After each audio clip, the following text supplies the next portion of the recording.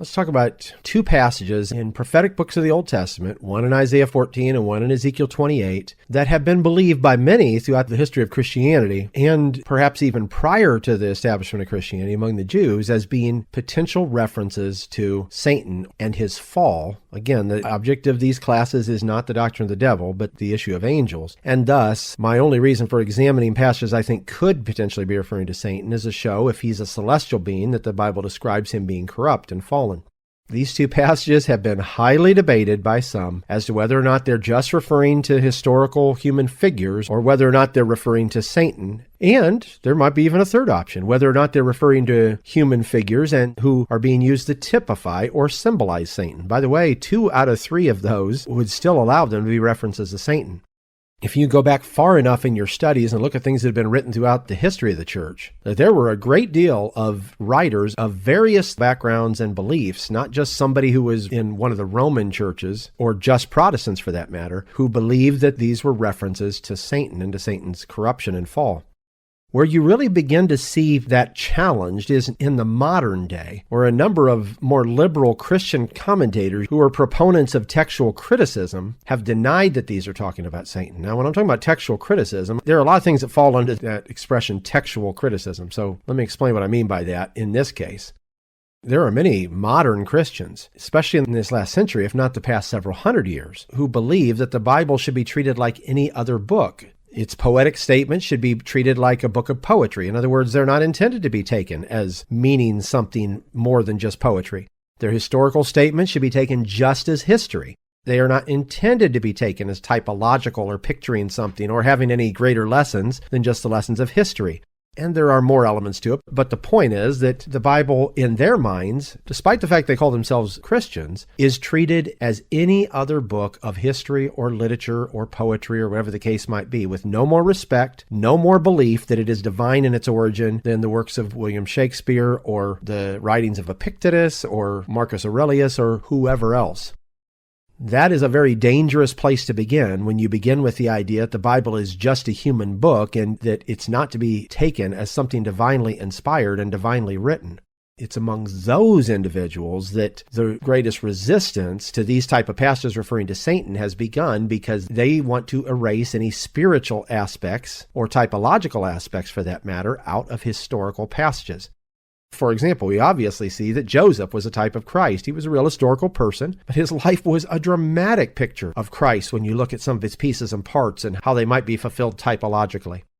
I believe I said this in an earlier class, but it's surprising to me, surprising but not unexpected for reasons I'll point out in a moment, that when we get to passages like Isaiah 14, Ezekiel 28, where there is deeply symbolic language being used for someone that's called the king of Babylon or the king of Tyre, those who refuse to believe that the devil is an actual singular spiritual entity or that there are any corrupt angels, immediately jump on the literal interpretation bandwagon in those passages. In other words, it's just talking about the literal king of Babylon or the literal king of Tyre.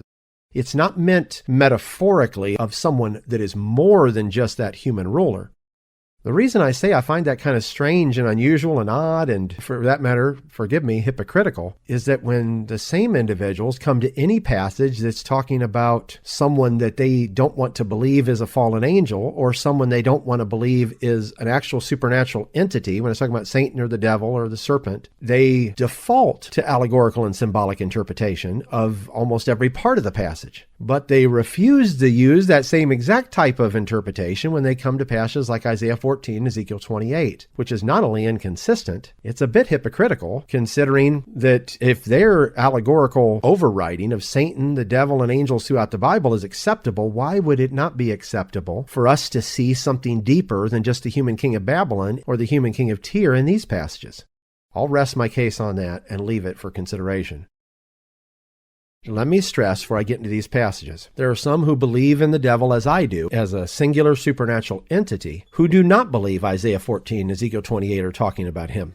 So just because someone believes in the devil like I do doesn't mean they would agree with using these passages for that. So I don't want anyone to assume that everyone who believes in the devil believes these passages are referring to him. I personally believe they are referring to him, and I believe there are many reasons why, and I'm going to give you some of those. Let's start with Isaiah 14. In the 4th verse, it says, "Thou shalt take up this proverb against the king of Babylon, and say, How hath the oppressor ceased? The golden city ceased."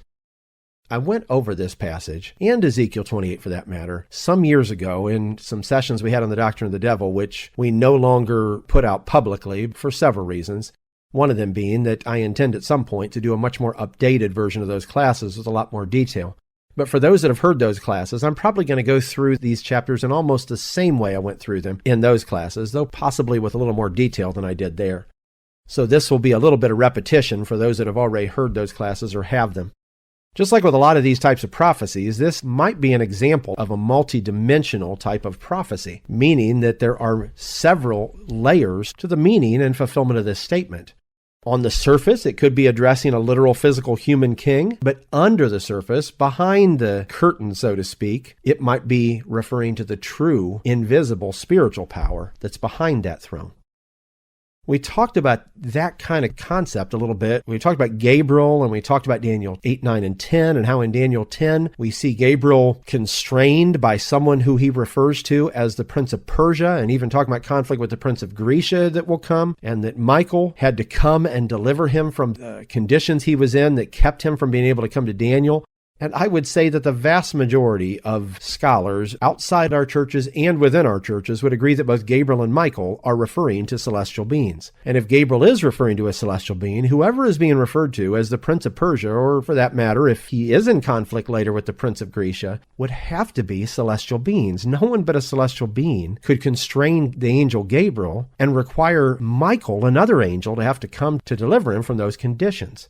But the point is, you notice that both of those entities that Gabriel is talking about in that passage are referred to as the princes of those kingdoms, when again, it is certain they could not be human beings, which is a biblical precedent that a celestial entity can be referred to as a ruler of a kingdom. They're not the ruler sitting on the physical throne. They're not the ruler that is visible, but they are the power behind the throne, the influencer of the human ruler who is on the throne, and perhaps the influencer even of that human ruler's government that causes it to be the type of beastly and dragon-like government it is. There's a reason why governments and men can be referred to as dragons when we talked about last in Revelation 12 that the great dragon is synonymous with the devil and Satan. Because if these rulers or governments or kingdoms have been heavily influenced by the great dragon, they would be dragons. That's what it means for someone to be your spiritual father. If someone's your spiritual father, you are their spiritual child. And if a great dragon has spiritual offspring, those that he's influenced, they could be called dragons. That doesn't make the great dragon the human carnal nature and dragons people with a human carnal nature. It makes the great dragon, the devil and Satan, an entity who has influenced human beings, and those who he has influenced, whether rulers or whether kingdoms, could be referred to as dragons. So coming back to this point about the king of Babylon, and we'll see in Ezekiel 28, the king of Tyre, these are the rulers of these kingdoms. Now, that wouldn't require them to be the human ruler of those kingdoms, based on what I said a moment ago about Daniel 10, where we see people referred to as the rulers of those kingdoms, the princes of those kingdoms, a title that's used sometimes for somebody that's secondary in power, but it's also used in the Bible for a ruler in general, that appear to be celestial beings. And by the way, those princes, certainly the prince of Persia and apparently the prince of Grecia in Daniel 10, are beings that are oppositional to Gabriel and Michael, which by itself shows you that there can be rulers over pagan evil kingdoms, especially kingdoms that are persecuting Israel, who are other than human entities who are in conflict with God's people. So that is a simple precedent for why you cannot just read Isaiah 14:4 and say, well, the king of Babylon, that's only a title that can be used for a human being. That is simply not the case, as I just showed. There's a variety of methods for interpreting this passage. I'll give the list of them that I've given in the past. One of them is that it's speaking of one singular human ruler of Babylon.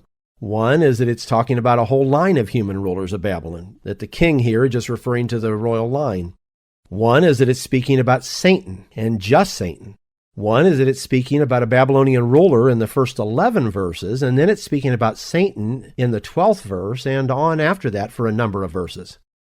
Another possibility is it's speaking principally of Satan, who's seen in the Babylonian ruler or rulers, but who's the personal power behind them, and whose actions and spirit is seen in them as his spiritual offspring, so to speak. From my perspective, several of those could be true. Just like the name Zion, referring in a very deeply spiritual way to God's people or God's government or to Israel or to Jerusalem, depending on its context and the chronological time period that it's being used in. The term Babylon has a number of different connotations in the Bible, and it can be used to refer to anything from the Babylonian Empire to a religious system that's opposed by God. God's judgments on the physical kingdom of Babylon are often symbolic and even foreshadow his judgments on its antitype, any kingdom or religious system referred to as Babylon that existed after that literal physical kingdom of Babylon. Babylon here is referred to as the Golden City. Many scholars believe that the Hebrew word translated Golden City, which is Mateva, actually is the word Marheva, meaning terror or fury. The only difference between those two words is the Hebrew letter Dalet and the Hebrew letter Resh, which are very close in their appearance, and some believe that one of the scribes misread it, and that was its intent.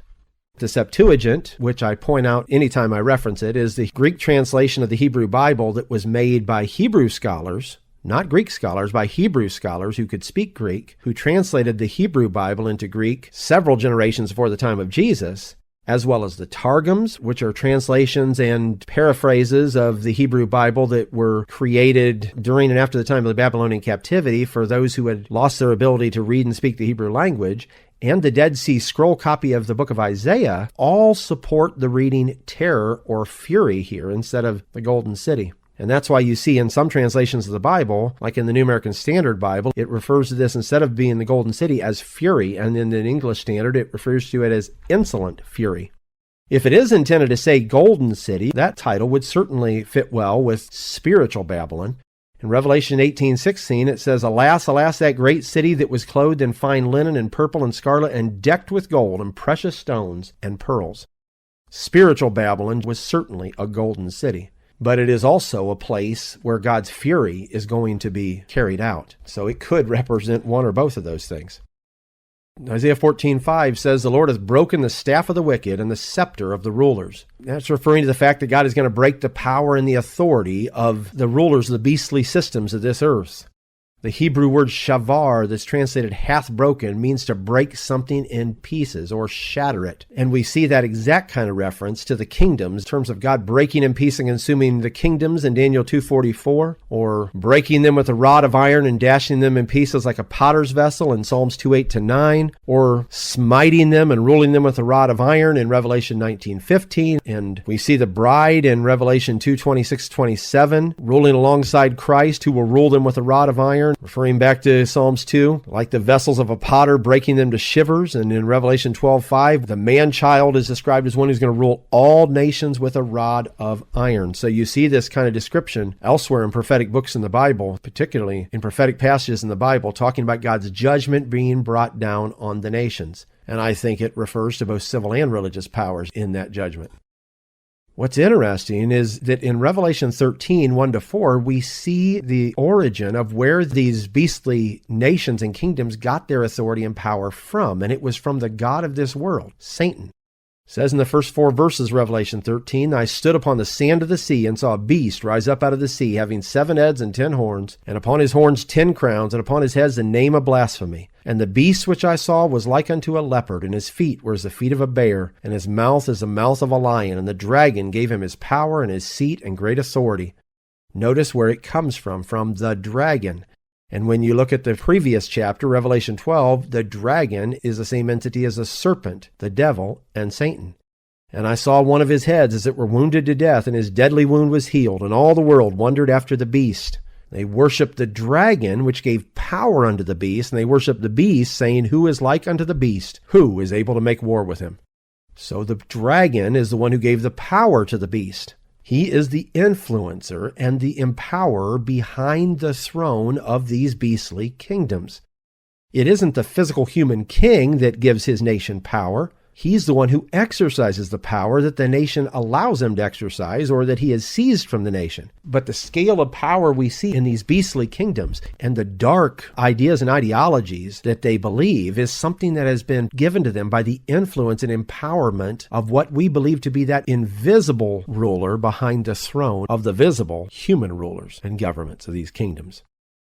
For those who believe that the dragon in Revelation 13 that gave power to the beast is the fallen fleshly nature or some kind of fleshly beastly system that preceded it, or the carnal system in general, the fleshly nature has no power in itself that can be given to the beast to make the beast more powerful. And if the beast is the present carnal system of the world, then by simple logic, the dragon cannot be the same worldly system. And when you read some of these passages about the dragon and the beast, you're going to find out they both are existing simultaneously. It's not like the dragon goes out of existence and is replaced by the beast. The dragon is still in existence, but is empowering the beast, which again demonstrates what I've been talking about as a power behind the throne, the invisible influencer and empower of these beastly kingdoms, just like we're seeing in Isaiah talking about the king of Babylon. There's several different individuals that are being referred to in Isaiah 14:4. There's the king of Babylon against whom the proverb is being taken up, which I believe is one individual. In this case, it's either the literal human king of Babylon who Satan is influencing, or it is Satan as the true king of Babylon behind the visible ruler of Babylon. But in verse 5, you see it, the Lord breaks the staff of the wicked, which is the Hebrew word rasha, which is referring to a wicked person. In this case, it's in the plural, reshaim, which means wicked persons as a group, and the rulers, which is the Hebrew word mashal. Here it's in the plural, mashalim, which means rulers. So there's the king of Babylon, and then there's the wicked and the rulers, which might be a subtle hint at the point that the king of Babylon is the true influencer and the power behind those who are the human wicked and human rulers. Isaiah 14:6 describes him in saying, "He who smote the people in wrath with a continual stroke, he that ruled the nations in anger is persecuted, and none hindereth." That continual stroke that he was smiting the people with is referring to an unceasing and unrelenting series of blows against them.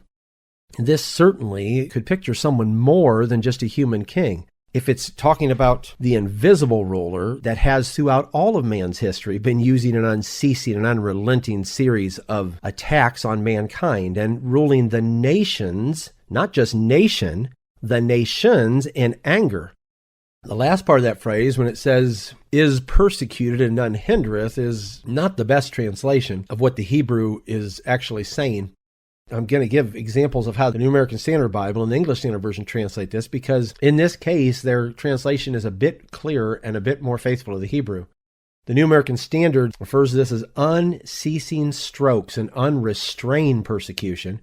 The English Standard refers to as unceasing blows and unrelenting persecution, which is precisely the type of aggressive attack against humankind that Satan has been carrying out throughout history. And though it might refer to the way the human king of Babylon ruled over other nations, I do think there is something larger than just human king of Babylon behind this. And the further we get on in these passages, especially once we get past the first 11 verses, once we get into the 12th verse and onward, we're going to see the scale of this language dramatically increases. And even if these first verses are just talking about the human king of Babylon, and it isn't until the 12th verse and afterwards that Satan is being discussed, I still believe that it is the influence and activity of Satan behind the throne that has created what we see in these first 11 verses. Isaiah 14:7-8 says, "The whole earth is at rest and is quiet. They break forth into singing. Yea, the fir trees rejoice at thee, and the cedars of Lebanon, saying, Since thou art laid down, no feller is come up against us." That word feller isn't the American Southern way of referring to a fellow. That's talking about someone that cuts down the trees. It does not appear that this description of the earth being at rest and quiet and breaking forth into singing is something that's come about yet, because right now the earth is still in a state of turmoil and unrest, and that alone would potentially infer that this passage is talking about something much bigger than just the historical period of the human king of Babylon, because that fulfillment in its trueness, as you see in other prophetic passages in the Bible, did not come to pass in the time of the Babylonian Empire in any true sense. The whole earth is certainly not going to be at rest, quiet, and break forth into singing, and it never did exist in that type of description during the historical period of the Babylonian Empire, which, as I just stated, seems to be a pretty good reason why we might conclude that this passage and the verses that follow it are talking about something much larger than just the human king of Babylon and the period of his empire. And the last part of that verse implies that as well, when it talks about the fir trees and cedars of Lebanon. The cedar of Lebanon were the principal wood used to construct the temple, and the wood of fir trees was what was used to construct the doors into the holy place. If this is symbolic in meaning, which I think a great deal of these verses are, this may not just be a reference to literal fir trees and cedars. Any more, by the way, if that's the case, then this would be a reference to the literal human king of Babylon. Trees are symbolic of people in the Bible. If it's a tree that doesn't produce fruit, it's an unrighteous person. If it's a tree that is rotten in some way, obviously it's an unrighteous person. But if it's a tree that produces righteous fruit, it would be considered a righteous tree, and thus a righteous person. Isaiah 61:3, he says, to appoint unto them that mourn in Zion, to give them beauty for ashes, the oil of joy for mourning, the garment of praise for the spirit of heaviness, that they might be called trees of righteousness, the planting of the Lord, that he might be glorified, referring to righteous people. And Psalms 104:16, I believe, is referring to the same thing, not just literal trees, but people. When it says the trees of the Lord are full of sap, that's a powerfully poetic way of saying that the righteous people of God are full of the Holy Ghost. The cedars of Lebanon, which he hath planted. If the Lord has planted you, you are going to be planted by the rivers of water where you will be full of the flow of the Holy Spirit. And I think the cedar and fir trees here represent two different classes or groups of God's people. But notice that it says that since he was laid down, which seems to be a reference back to the king of Babylon being laid down, no feller is come up against the trees. I told you feller is referring to someone that cuts down trees. This Hebrew word karath. It means to cut or to hew something, H-E-W, which is literally talking about severing something from its root, cutting something off from its roots or severing it from its source. That is precisely what the devil does. He tries to cut us off from the root work of our relationship with God, to sever us from the source of the Holy Spirit that binds us in relationship with him and maintains our relationship with him. So the feller here could be a reference back to the king of Babylon, and if it is, it could be a reference to Satan or to Satan's agents, and by extension to the beastly power that persecutes the church, that's driven by his influence. The point being that there will be no feller that will come up again after Satan is brought down from his position of influence. That power behind the thrones of those kingdoms and beastly systems is a feller himself attempting to cut down the trees of righteousness, and he influences others to be fellers, whether as a whole system of fellers or individuals who are fellers to attempt to cut people off from their relationship with the Lord. During the same period that Isaiah was prophesying, during the reign of Hezekiah, Sennacherib, the king of Assyria, boasted that he would cut down the tall trees and the tall cedars and the fir trees, the very things referred to here. And that's mentioned in Isaiah 37:24. Sennacherib obviously is not the same entity as the king of Babylon here, who apparently was cutting down the cedars and fir trees. But it just shows what I mentioned earlier. Whether the feller is referring back to that invisible power that intends to cut us off from God, or whether it is agents of that power. Certainly, the literal king of Babylon, if there is an invisible power behind the throne, just like the literal king of Assyria, if there is an invisible power behind the throne, will be boasting and attempting to cut down the cedars and fir trees. Now, that was literally true in Isaiah 37:24. He wasn't talking about people when he said, I'll cut down the tall cedars and the choice fir trees, and I'll enter into the height of his border and the forest of his Carmel. He was talking about literally taking the natural resources of Israel and the area around it. But spiritually speaking, this is clearly something much deeper than just talking about cutting down literal trees. And Isaiah 14:9-11 says, Hell from beneath is moved for thee to meet thee at thy coming. It stirreth up the dead for thee, even all the chief ones of the earth. It hath raised up from their thrones all the kings of the nations. All they shall speak and say unto thee, Art thou also become weak as we? Art thou become like unto us? Thy pomp is brought down to the grave, and the noise of thy vials. Thy worm is spread unto thee, and the worms cover thee. I take this, just like many of these statements, as something that is very symbolic and poetic in language, and not intended to be just taken literally. I do not believe the description of hell from beneath being moved and the dead being stirred up to meet him are intended to be taken literally. The word hell here is the Hebrew word Sheol, which refers to the place of the dead or even to the grave. I believe the way the word Sheol is used throughout this passage is that it primarily refers to the grave. In a poetic way, you might argue that it might be referring to the place of death or the state of death in which there's no longer any activity, there's no ability to work, or potentially, depending on how you die, there's no more hope of life. In a spiritual sense, it could be referring to the state of spiritual darkness where the place of those who are spiritually dead are at. Not literally dead, but dead in their trespasses and sins, dead in terms of their relationship with the Lord. And it's interesting that whoever this entity is, it's being described here as the king of Babylon, is being described as someone who's exercised the power of death over many other people, and now, finally, that power is being exercised against him. Now again, I think that could be Satan, because he has certainly done so. It could be a king or kings of Babylon. But if it is a literal king or kings of Babylon, that still would not preclude the possibility of what I've been saying all along, that Satan is the invisible power behind him. And when we get into the next verses, I believe Satan comes to the forefront. If he has been invisibly working behind the throne, and if he is the influencer and empower of these Babylonish rulers, he comes to the forefront and is revealed. It says that the chief ones of the earth are stirred up, and the kings of earth raised up from their thrones. Chief ones here is the Hebrew word atud, which is used about 29 times in the Old Testament, but the only time it's translated chief ones in the King James Version is here.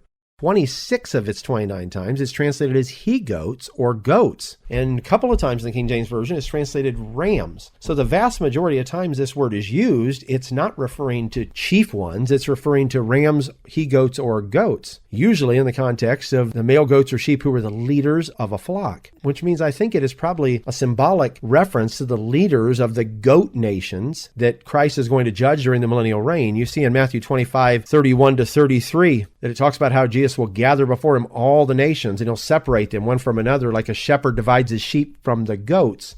And the sheep will be on the right hand and the goats on the left. Though individuals are certainly part of that, that is talking about nations. So these chief ones of the earth and the kings of the earth appear to be the rulers of those types of nations, especially when the word chief ones is normally the word for he-goats or rams. And then they ask, are you also as weak as we are? Are you become like one of us? I think that refers to the fact that he hasn't been as weak as the rulers of the earth, and he hasn't been like one of the rulers of the earth, which could be an inference that he was a celestial being with great power that was beyond any of the human rulers of the earth. But now, because he's being cast down, his power is being taken from him, and he's getting ready to face judgment, and thus they could ask this kind of question to him. But again, I want to stress something. My belief about what Isaiah 14 is communicating does not require the king of Babylon in the first 11 verses to be Satan, though I do believe that if it's not Satan, Satan is the power behind that throne, influencing and empowering the king or kings of Babylon. And then it talks about his pomp being brought down to the grave and the noise of his viols essentially being silenced.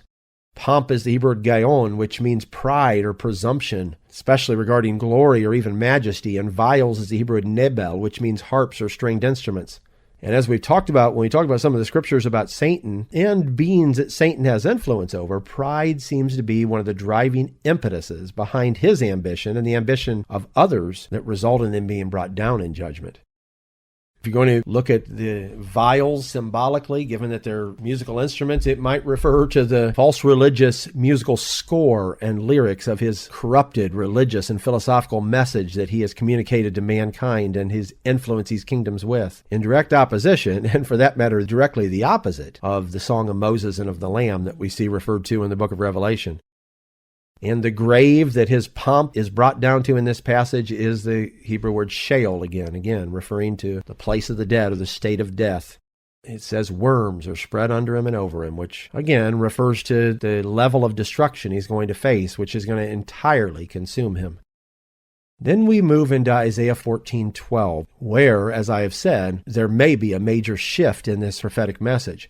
If it is not Satan, who is being referred to as the king of Babylon in the first 11 verses, and he's just the invisible power behind the throne, I believe here in the 12th verse that he is being revealed, that it is openly referring to Satan. It says, how art thou fallen from heaven, O Lucifer, son of the morning? How art thou cut down to the ground, which didst weaken the nations? The title Lucifer there is an extremely unfortunate insertion into the biblical text, and unfortunately, because it's made its way into a number of English translations, especially the King James Version, which is the principal version we use and has been a very influential version among Protestants. It has caused people to believe that the title Lucifer here is the personal name of Satan. But there is a serious problem with that assumption. First of all, you need to understand that the Old Testament was written in Hebrew with some parts, just a few here and there, especially in Daniel, and after the Babylonian captivity, with some Aramaic. Those are the only two languages in which the Old Testament was written. But this word Lucifer is not Hebrew Aramaic, it is Latin. It was actually inserted by the Roman Catholic scholar Jerome when he made his Latin Vulgate translation of the Bible hundreds of years after the time of the New Testament. So there is no such word in the original language. It is not Lucifer. That is a Latin word, and I wish that everyone who uses that title to refer to Satan would hear what I'm saying right now, and if they don't believe me, study it out for yourself. You'll find out that that word was never in the original Old Testament, nor was it in any version of the Bible up until the time of Jerome, who was, as I said, a Roman Catholic theologian. When he made his Latin Vulgate translation, he inserted that word, and it has carried itself forward from that point and has entered into English translations, even though it is not what the original language says. There is no such word, there's no such name for Satan, Lucifer. It was an invention of a Roman Catholic theologian over 300 years, if not almost 400 years after the time of Jesus. What the Hebrew actually says there in the phrase Lucifer, son of the morning, is Hallel ben Shakar. The word Hallel that Jerome replaced with the name or title Lucifer literally means bright one, shining one, or morning star. Jerome used that Latin word Lucifer when he translated the Hebrew word Hallel, and unfortunately, as I said, later translators kept it, I guess assuming that it was in the original, when it was not in the original. The last part of that title, Ben Shakar, that's translated Son of the Morning in the King James Version, could also be translated Son of the Dawn. That's where we get the idea of morning, is it's the time of the dawn. So thus they translate Son of the Morning, because the morning is the time of the dawn.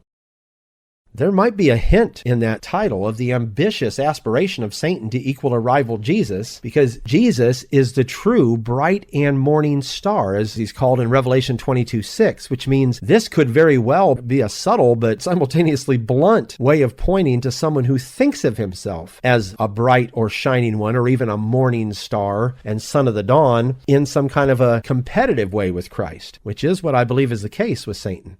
Some scholars have argued that the title Shakar here, again, the phrase son of the morning, is actually a reference to a pagan god's name and referring back to Psalms 139:9, where it refers to his wings. When it says, if I take the wings of the morning and dwell in the uttermost parts of the sea, that actually is saying, if I take the wings of Shakar. So some scholars believe it's referring to a pagan god.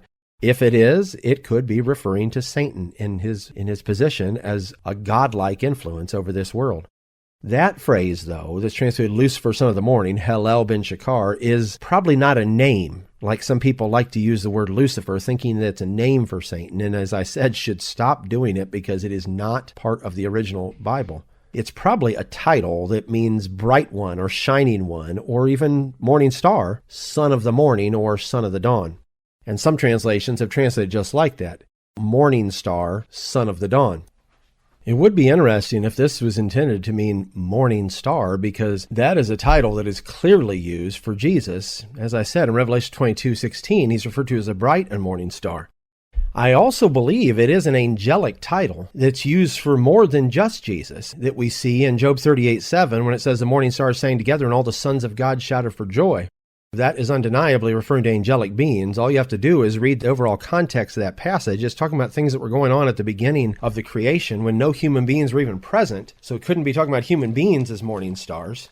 We might speculate morning stars are referring to a certain class of angels, or perhaps the first angels that were created, or it could be just a reference to angels in general. But I think it's likely that this refers to the first of the angelic host. The first in rank and preeminence, or perhaps the first in terms of their creation, which might also be those who were first in terms of creation. The point being that title alone, if we translate Lucifer, son of the morning, correctly as something that is closer to morning star, son of the dawn, we not only would avoid using the very incorrect title Lucifer, but we might see that whoever is being referred to here in Isaiah 14:12 is likely to be a celestial being. It describes this morning star, son of the dawn, as having fallen from heaven. Interestingly enough, in the very next verse, as we'll see, he's described as attempting to ascend into heaven.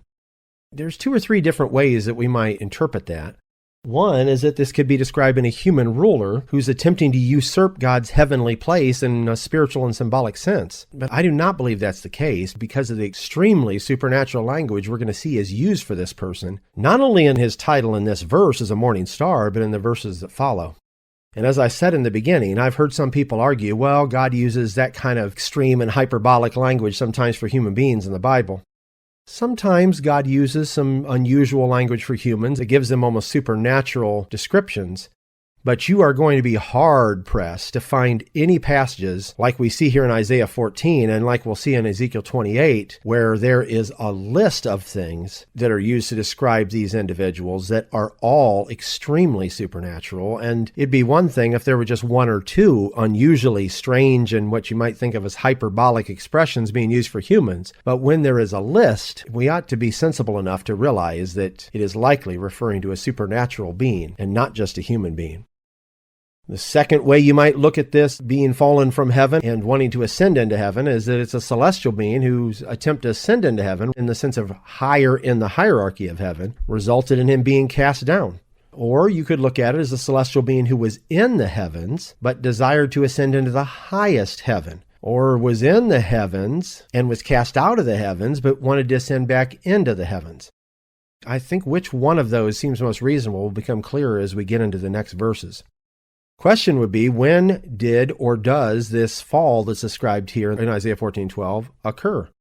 It is stated here in the past tense, but it could be a poetic or prophetic past tense in the sense of God looking on something, in the sense of seeing it, that is something that's still out ahead from our perspective of space and time.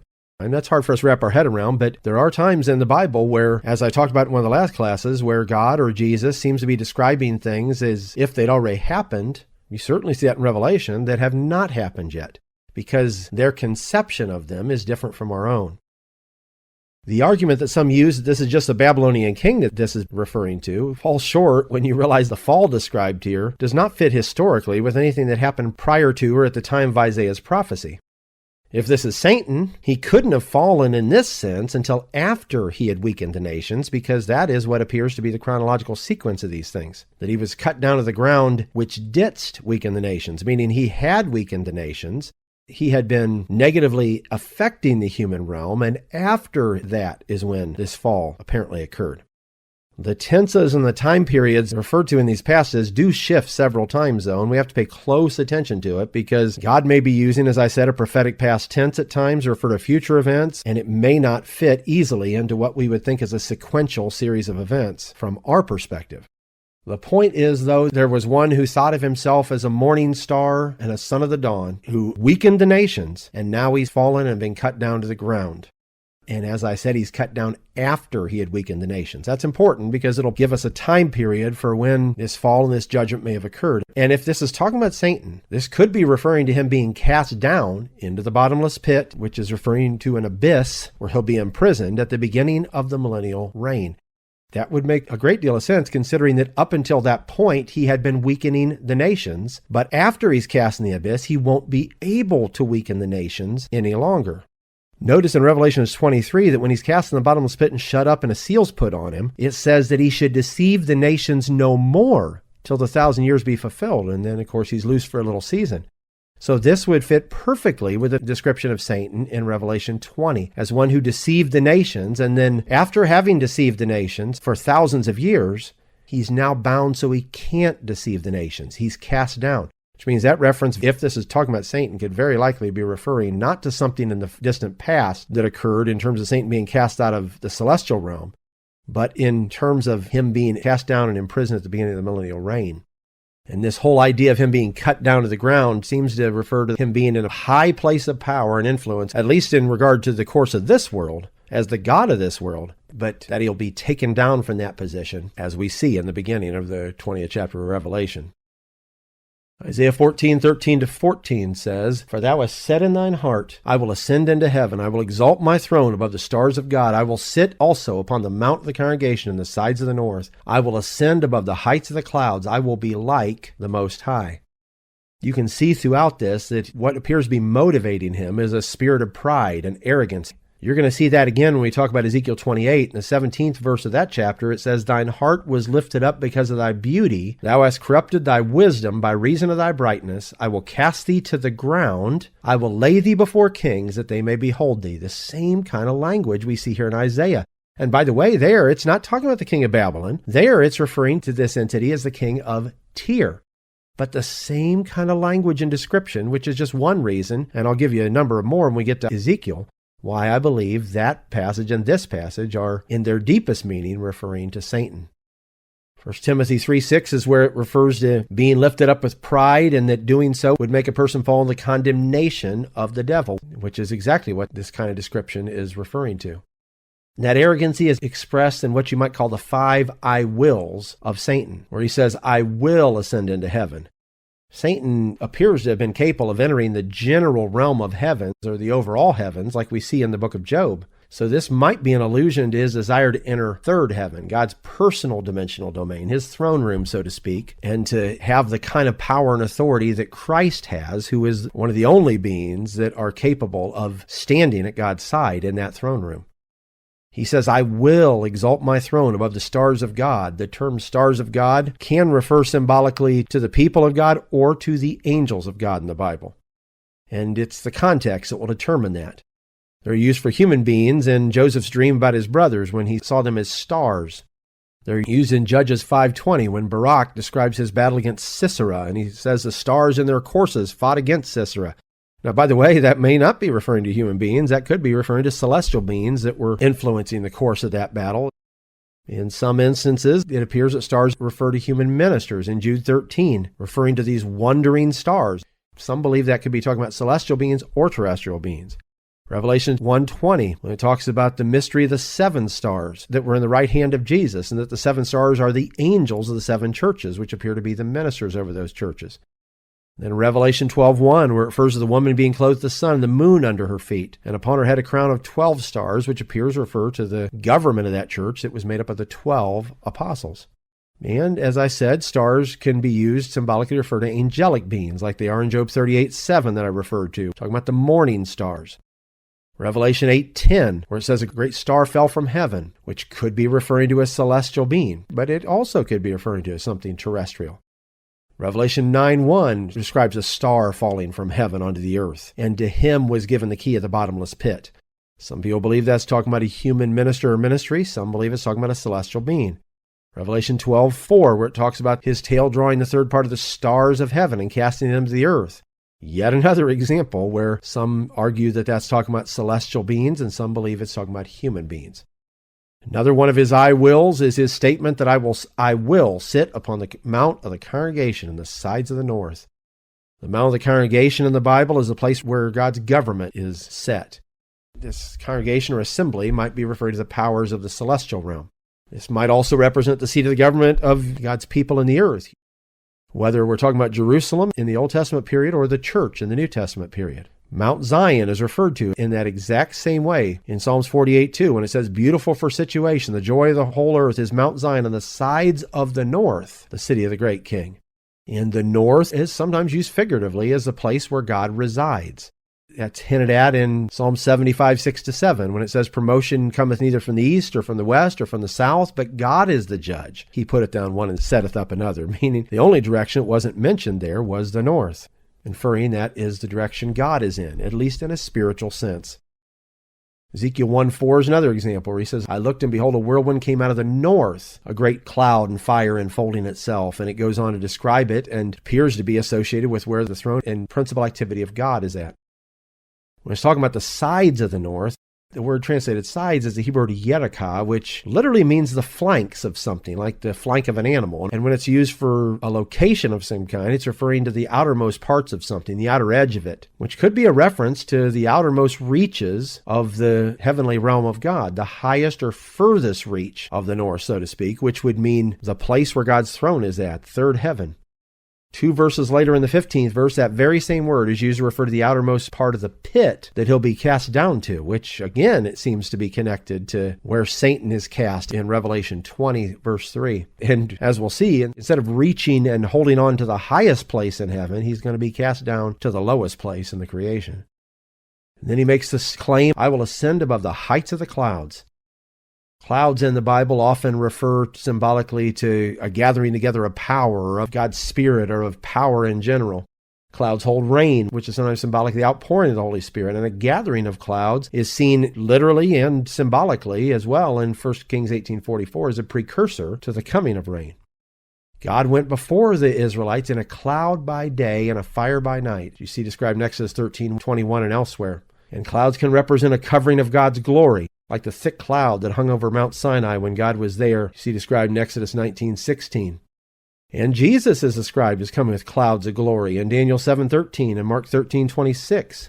And Hebrews 12:1 appears to refer to the gathering together of God's people, especially in the sense of being under the covering of his Spirit, as a cloud.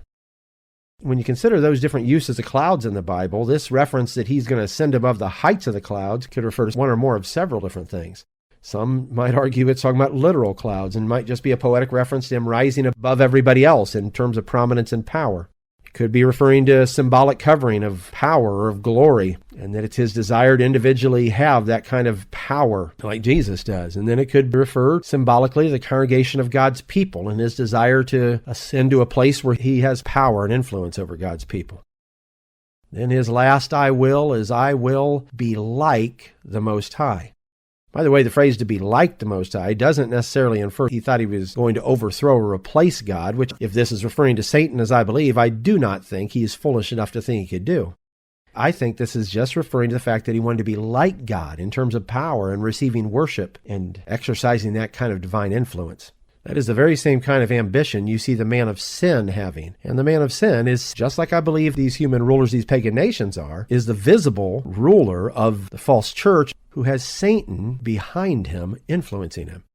The man of sin, the son of perdition, in 2 Thessalonians 2:3-4 is described as someone that opposeth and exalteth himself above all that is called God or that is worshipped, so that he as God sitteth in the temple of God, showing himself that he is God. He wants to have a position like God, and I believe that that desire is inflamed and instigated by that invisible influencer who is Satan. Isaiah 14:15-17 says, Yet thou shalt be brought down to hell, to the sides of the pit. They that see thee shall narrowly look upon thee and consider thee, saying, Is this the man that made the earth to tremble, that did shake kingdoms, that made the world as a wilderness and destroyed the cities thereof, that opened not the house of his prisoners? This individual is going to be brought down to hell, to the sides of the pit, which, as I said, I think perfectly parallels the statement in Revelation 20, verse 3, that Satan's going to be cast in the bottomless pit. The Hebrew word bore, that's translated pit in this statement, can refer to a pit, a well, a cistern, or even a dungeon or place of imprisonment. Satan desired to sit upon the mount of the congregation, the sides of the north, but instead he's going to be cast down to the outermost parts of the pit. Some who might challenge this potentially being Satan would use the phrase, is this the man, to argue that this is talking about a human being. But celestial beings are referred to as men or with a masculine type of expression like this throughout the Bible. And the term man does not always mean human man. It just means someone who is seen as or acting as male. There's several different Hebrew words that are translated man in the Bible. The word that's used here is the Hebrew word ish. The word ish is used to refer to males in general. It can be translated man or husband, or it can just refer to somebody that is male in their disposition and physiology. The word that's used for man that is usually used for humankind in general is the same word used as a name for the very first man, Adam, or more properly, Adam. So the fact that he is being referred to as a man here does not mean that he's a human. It just means that he is someone who is being referred to as male. And Satan certainly could be referred to as a masculine individual. And as you can see, just by studying angels in general, you'll find that they are commonly referred to this way, in a masculine gender. It says he made the earth to tremble, shook the kingdoms, made the world a wilderness, and destroyed its cities. That is what I believe Satan is doing through his influence over the ideologies and the philosophies and the religions and the political systems and other things of this world. He's doing it globally and corporately. A wilderness, in the biblical sense of that word, is usually an arid place, a place that doesn't have much rain, and where there is very often little human or vegetative life. Satan has certainly made the world this way spiritually by deceiving mankind in the ways I just described, in religious ideas and philosophies that have no life in them. There is no spirit inspiring them, and there is no life that they can ever give their proponents. This world first began to become a spiritual wilderness when it was cut off from its spiritual life source when Adam and Eve rebelled against God, which was the result of the work of the serpent, who is, as the Scripture tells us clearly, synonymous with Satan and the devil. Then it says that he opened not the house of his prisoners, which I think is very significant, because anyone who has been influenced by Satan and is thus a prisoner of false doctrine, of false ideologies, imprisoned in their relationship with him, whether they realize they're in a relationship with him or not, is inhabiting the house of his prisoners, whether in the sense of a false church or just the prison of their own mind that he's affected and infected. But there are several powerful promises in the Bible about the Lord opening the house of the prisoners. Isaiah 42:7 talks about how he'll open the blind eyes and bring out the prisoners from the prison, and them that sit in darkness out of the prison house. Isaiah 49:9 says that thou mayest say to the prisoners, Go forth, to them that are in darkness show yourselves. They shall feed in the ways, and their pastures shall be in all high places. Isaiah 61:1 says, The Spirit of the Lord God is upon me, because the Lord hath anointed me to preach good tidings unto the meek. He hath sent me to bind up the brokenhearted, to proclaim liberty to the captives, and the opening of the prison to them that are bound, which is what Jesus referred to in Luke 14:18-21. Psalms 102:19-22 says, He hath looked down from the height of his sanctuary. From heaven did the Lord behold the earth, to hear the groaning of the prisoner, to loose those that are appointed to death, to declare the name of the Lord in Zion and his praise in Jerusalem, when the people are gathered together in the kingdoms to serve the Lord.